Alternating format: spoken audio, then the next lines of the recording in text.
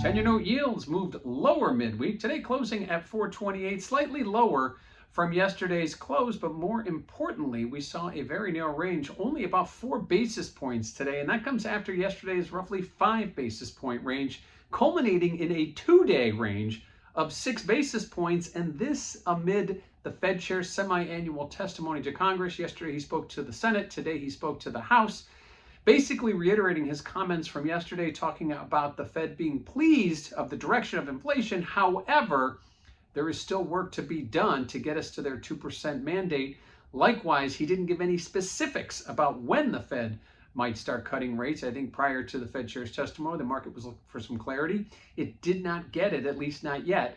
And the market kind of waits and for the next catalyst event, which could be coming later this week, but ultimately seeing those Fed rate cut expectations sit near unchanged. They closed Friday at about 80% odds of a September FOMC rate cut. Today closed at about 76% of a September 25 basis point rate cut. So not much difference there as the market gets past the semi-annual testimony and we look at 10-year note yields nudging lower again, closing at 428, down slightly on the day, however, unchanged on the week.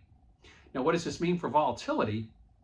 Well, check out that CVOL index over at cmegroup.com. You'll notice that volatility did see a slight bid prior to the Fed chair's testimony. However, yesterday and today both saw volatility moving lower as yields were moving lower.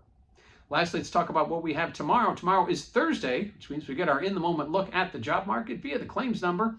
And then we get the next highlight of the week via CPI and its importance given the weight that the Fed has put on inflation and keeping an eye on that as we move forward.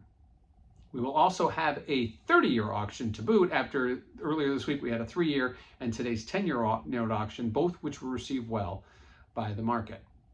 So midweek we see 10-year note yields down to 428, unchanged on the week ahead of tomorrow's claims, CPI, and 30-year auction.